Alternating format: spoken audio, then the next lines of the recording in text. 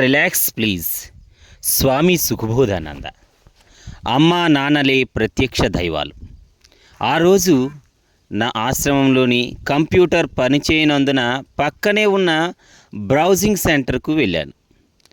అక్కడ ఉన్న వారిలో సగానికి సగం 60 పైబడిన వాళ్ళు ఇది చూసి నాకు చాలా ఆశ్చర్యం వేసింది. నాకు చివర పరిచితుడైన ఒక ఆయన అక్కడ ఉన్నారు. ఇంట్లో ఫ్యూజ్ పోయిన ట్యూబ్ లైట్ మార్చేందుకు కూడా ఎలక్ట్రీషియన్ని తీసుకుని వస్తాడు. ఈ పని నాకెందుకు, వాడే వచ్చి చేస్తాడు అనే మనస్తత్వం గల మనిషి అతను. అటువంటి ఆయనను ఇక్కడ ఏం చేస్తున్నారు అని అడిగాను. అమెరికాలోని తన కొడుక్కి ఈమెయిల్ పంపడానికి అన్నాడు. ఈమెయిల్ పంపడం పెద్ద కష్టమైన విషయం కాదన్నాను. ట్యూబ్లైట్ మార్చడానికి ఇతరులను పిలిచి ఈయన ఈ వయసులో ఉత్సాహంతో కంప్యూటర్ నేర్చుకున్నారని విని చాలా ఆశ్చర్యం వేసింది. కంప్యూటర్ మీద ఉన్న ప్రేమ కాదు, విదేశాల్లో ఉన్న తన కొడుకు మనవరాళ్ళపై ఉండే ప్రేమ ఈ ముసలి వయస్సులో ఇక్కడికి వచ్చేలా చేశాయి.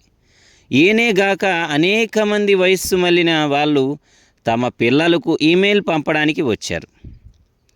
తల్లిదండ్రులకు తమ పిల్లలపై ఉండే ప్రేమను ఎంతమంది అక్కడుండే వాళ్ళు గుర్తిస్తున్నారు? నేను నా భార్యా పిల్లలు అనే స్వార్థంతో ఎన్నో సంవత్సరాలు తమ తల్లిదండ్రులను చూడని పట్టించుకుని వాళ్ళు అనేకులున్నారు నాకు తెలుసు. కారణం ఏమిటని అడిగితే, నాన్న చిన్నప్పుడు నన్ను ఇంగ్లీష్ చదువులకై కాన్వెంట్కు పంపలేదు. నాకంటే పెద్ద కొడుకు అంటే ఇష్టం, అందుకే ఆస్తంతా వాడికే రాశారు. అమ్మ నాకు పాత దిద్దులు ఇచ్చి నిన్న మొన్న వచ్చిన కొత్త కోడలికి నెక్లెస్ ఇచ్చిందంటూ ఏవో చెప్తారు. ఇంకొందరు ఎప్పుడూ అమ్మా నాన్నల ఆరోగ్యం గురించి ఆలోచిస్తూ ఖర్చు చేస్తేనే 4 డబ్బులు వెనక వేసుకునే పని లేదా అని ఏడుస్తారు. సంపాదించాలి, నగలు కొనాలి అనుకోవడం తప్పు కాదు, కానీ దేనికి విలువ ఇవ్వాలో తెలుసుకోవాలి. విదేశానికి మనస్సులో ఉంచుకుని కల్పించిన ఒక కథను చూద్దాం. విదేశాన్ని మనస్సులో ఉంచుకుని కల్పించిన ఒక కథను చూద్దాం. అదొక గ్రామం. ఆ గ్రామంలో రైతుకు హెలికాప్టర్ ఉండేది. తాను చనిపోయే లోపల ఒక్కసారైనా హెలికాప్టర్ను ఎక్కి ఆకాశంలో ఎగరాలని ఒక ముసలామె తన కొడుకును కోరింది. కొడుకు ఈ వయస్సులో ఈమెకు ఇదేమి కోరిక అంటూ గొనుక్కుంటూనే హెలికాప్టర్ ఉన్న రైతు దగ్గరకు వెళ్ళే విషయం తెలిపాడు. దానికి రైతు, డబ్బులు ఇవ్వందే నేను హెలికాప్టర్లో కూర్చొనివ్వను, అయినా నీ కోసం ఒక రాయితీ ఇస్తున్నాను. నేను ఎంతో వేగంగా పైకి హెలికాప్టర్ను నడపడం అలవాటు చేసుకున్నాను. నేను నడిపేటప్పుడు నా పక్క వాళ్ళకు భయపడి అరిస్తే నాకు టెన్షన్ వేస్తుంది, కాబట్టి మీరెవరూ అరవకుండా ఉండాలి. ఒకవేళ ఎవరైనా అరవడం జరిగితే క్రిందకు దిగిన తర్వాత $100 కట్టాల్సి ఉంటుంది. సరే అన్నాడు ఆ ముసలామె కొడుకు. ప్రయాణం ప్రారంభమైంది. రైతు చెప్పినట్లు అతివేగంగా నడుపుతూ ఆకాశంలో పిల్లి మొగ్గలు వేస్తూ తిప్పాడు. భూమి పైకి వచ్చిన తర్వాత రైతు, పర్వాలేదు, మీరు కొంచెం కూడా భయపడి అరవలేదు అన్నాడు. దానికి ముసలామె కొడుకు, మీరు ఆకాశంలో తలక్రిందులుగా తిరుగుతూ విన్యాసం చేస్తున్నప్పుడు మా అమ్మ క్రిందకు పడిపోయింది. అమ్మ అని అరిస్తే మీరెక్కడ $100 కట్టమంటారో అని నోరు మూసుకుని కూర్చున్నాను అన్నాడు. కన్న తల్లి కంటే డబ్బు ఇక్కడ ముఖ్యమైంది. ఈ కాలంలో పిల్లలకు కన్న తల్లి కంటే విదేశీ ఉద్యోగాలు, డబ్బు ముఖ్యమైపోయాయి. మహాభారతంలో ఈ కథ అందరికీ తెలిసి ఉండవచ్చు. 2 ఋషులు ఉండేవారు.